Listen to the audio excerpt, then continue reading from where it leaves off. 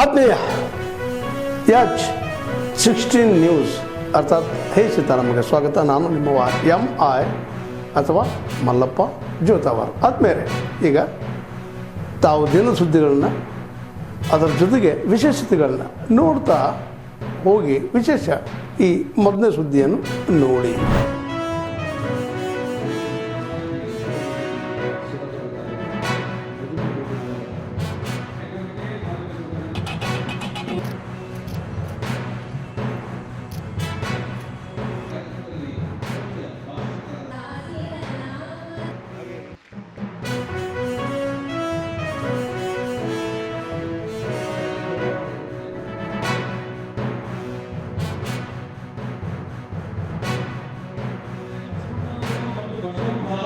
ಯಾವ ರೀತಿ ಸಮಾಜದ ವ್ಯವಸ್ಥೆ ಅಂದ್ರೆ ಜಾತಿ ವ್ಯವಸ್ಥೆ, ಸಮಾಜದ ಅಂಕುಡೊಂಕುಗಳು ಮತ್ತು ಮೂಢನಂಬಿಕೆಗಳು ಮತ್ತು ಸಮಾಜವನ್ನು ನಿರ್ಮಿಸಲು ಯಾವ ರೀತಿ 12ನೇ ಶತಮಾನದಲ್ಲಿ ಮಾಡಿದ್ರು ಅನ್ನೋದು ಅದೇ ರೀತಿ 11ನೇ ಶತಮಾನದ ಕೊನೆ ಭಾಗದಲ್ಲಿ ದೇವರ ದಾಸಿಮಯ್ಯನವರು ಈ ಒಂದು ವ್ಯವಸ್ಥೆಯನ್ನ ವಿರುದ್ಧ ಹೋರಾಟವನ್ನ ಮಾಡಿ ತಮ್ಮ ವಚನದ ಮೂಲಕ, ಸರಳ ವಚನದ ಮೂಲಕ ಸಮಾಜವನ್ನು ತಿದ್ದುವ ಕೆಲಸವನ್ನ ನಮ್ಮ ದೇವರ ದಾಸಿಮಯ್ಯನವರು ಮಾಡಿದ್ರು. ವಚನಗಳನ್ನ ಇವರು ಸಾಕಾದಷ್ಟು ವಿಚಾರಗಳನ್ನು ತಿಳಿಸಿದ್ದಾರೆ. ಇವರ ವಚನಗಳಲ್ಲಿ ಮತ್ತು ಇವರ ಹೋರಾಟಗಳಲ್ಲಿ ಹಿಂದುಳಿದವರು ಬಗೆಯಲು ಕೂಡ ಇವರು ಹೋರಾಟ ಮಾಡುವಂತ ಮಹಾನ್ ನಾಯಕರು. ಇವರ ವಚನಗಳನ್ನ ವಿಚಾರಗಳನ್ನೆಲ್ಲ ನೆನಪಿಟ್ಟು ಜೀವನದಲ್ಲಿ ಇವರ ಮಾರ್ಗದರ್ಶನದಲ್ಲಿ ನಾವೆಲ್ಲ ಈ ಬಹಳಷ್ಟು ನಾವೆಲ್ಲ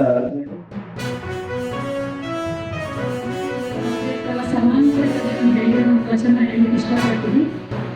ಮಲೆ ಬಂದರೆ ಹೆಣ್ಣಿನವರು, ದಟ್ಟ ಮೀಸೆ ಬಂದರೆ ಗಂಡು ಅದರ ಆತ್ಮವನ್ನು ಹೆಣ್ಣುಗಳಲ್ಲ ಗಂಡುಗಳಲ್ಲ ರಾಮನಾಥ. ಇದೊಂದು 11ನೇ ಶತಮಾನದಲ್ಲಿ ಹೇಳಿದ್ದು. ಇನ್ನಾದ್ರೂ ಈಗ ನಮ್ಮ ಸಮಾಜಕ್ಕೆ ಸುಮಾರಷ್ಟು ಪುರುಷರು ಮುಕ್ತರಲ್ಲಿ ಅಸಮತೆ ಕೂಡ ಒಂದು ಅವರು 11ನೇ ಶತಮಾನದಲ್ಲಿ ಒಂದು ವಚನ ಮೂಲಕ ಹೆಣ್ಣಿಗೆ ಸಮಾನತೆ ಕೊಡಬೇಕು ಅಂತ ಹೇಳಿದ್ದಾರೆ.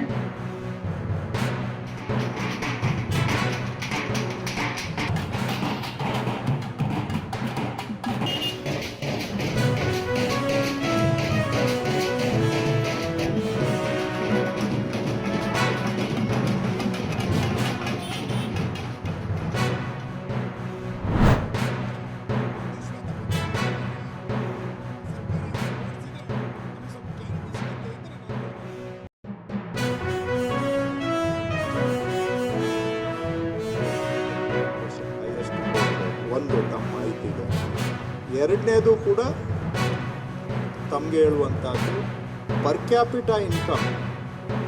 ದೇಶದಲ್ಲಿ ತಲೆ ಆದಾಯ ತಗೊಂಡ್ರೆ ತಲೆ ಆದಾಯದಲ್ಲಿ ಕರ್ನಾಟಕ ಇವತ್ತು ನಂಬರ್ 1 ಸ್ಥಾನದಲ್ಲಿ ಇದೆ ದೇಶದಲ್ಲಿ ಪರ್ ಕ್ಯಾಪಿಟಾ ಇನ್ಕಮ್. ಎಲ್ಲರಿಗೂ ಆದಾಯ ಬರ್ತಾ ಇದೆ ಅಂತ ಹೇಳೋದಿಲ್ಲ, ಬಟ್ ಆವ್ರೇಜ್ ನೋಡಿದಾಗ ಪ್ರಪಂಚದಲ್ಲೇ ಈ ಪರ್ ಕ್ಯಾಪಿಟಾ ಇನ್ಕಮ್ಮು ಆರ್ಥಿಕ ಪ್ರಗತಿ, ಆರ್ಥಿಕ ಸ್ಥಿತಿಗತಿಯ ಒಂದು ಪ್ರತಿಬಿಂಬ. ಪರ್ಫೆಕ್ಟ್ ಅಂತ ಹೇಳ್ತಾ ಇಲ್ಲ. In the absence of a perfect equation or a reflection we all use per capita income. So ಎರಡು ಉದಾಹರಣೆ, ಒಂದು GST ಬೆಳವಣಿಗೆ ದರ ನೋಡಿದಾಗ ಕರ್ನಾಟಕ ಕಲೆಕ್ಷನಲ್ಲಿ ನಂಬರ್ 1 ಸ್ಥಾನದಲ್ಲಿದೆ. ಎರಡನೇದು ಪರ್ ಕ್ಯಾಪಿಟಾ ಇನ್ಕಮ್ ನೋಡಿದಾಗಲೂ ಇದೆ. ಆದರೆ ತಾವು ಹೇಳ್ತಾ ಇದ್ದೀರಾ ಭವಿಷ್ಯದಲ್ಲಿ ಇದರ ಏನಾಗ್ಬೋದು ಅನ್ನೋದನ್ನ ವಿಚಾರ ಮಾಡಿ ಅಂದರೆ ಖಂಡಿತ ಇದ್ರ ಬಗ್ಗೆ ಇದೆ. ಬಟ್ ಕರ್ನಾಟಕ ಎಕಾನಮಿ ಚೆನ್ನಾಗಿ ನಡೀತಾ ಇದೆ.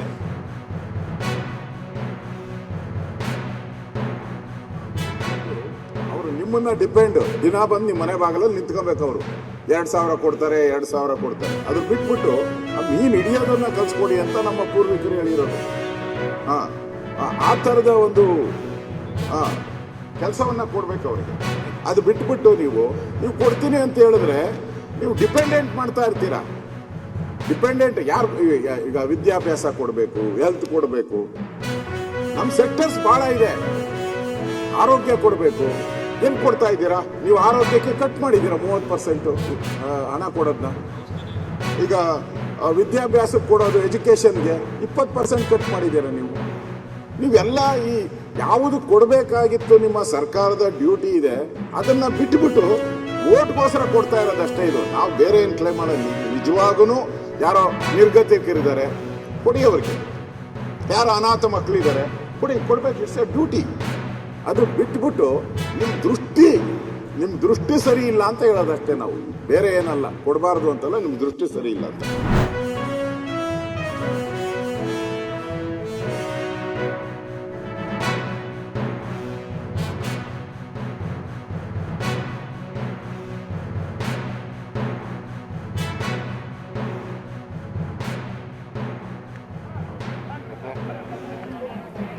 ಅದರಿಂದ ಈ ಬಿಜೆಪಿಯವರು ಹೇಳ್ತಾರೆ ಪಾಪ, ನಾವು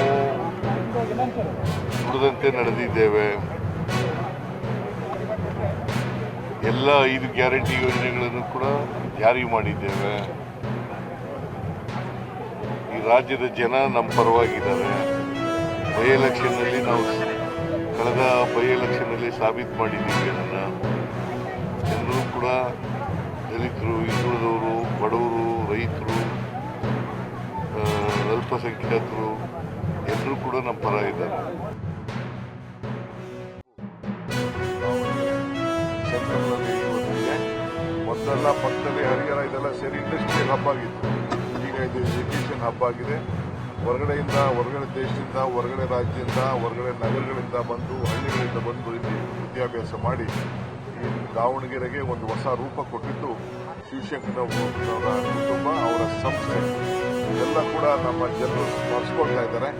ಸೊ ನಾವು ಕೂಡ ನಮ್ಮ ಸರ್ಕಾರದ ವತಿಯಿಂದ ಈ ದಾವಣಗೆರೆಗೆ ಆರೋಗ್ಯ ಕ್ಷೇತ್ರ ಇರ್ಬೋದು ಮತ್ತು ಎಲ್ಲ ಕ್ಷೇತ್ರದಲ್ಲೂ ಕೂಡ ವಿಶೇಷವಾದಂಥ ಕೊಡುಗೆಯನ್ನು ಕೊಟ್ಟು ಈ ನಗರದ ಜನರ ಸೇವೆಯನ್ನು ಮಾಡಲಿಕ್ಕೆ ನಮ್ಮ ಸರ್ಕಾರ ಬದ್ಧವಾಗಿದೆ.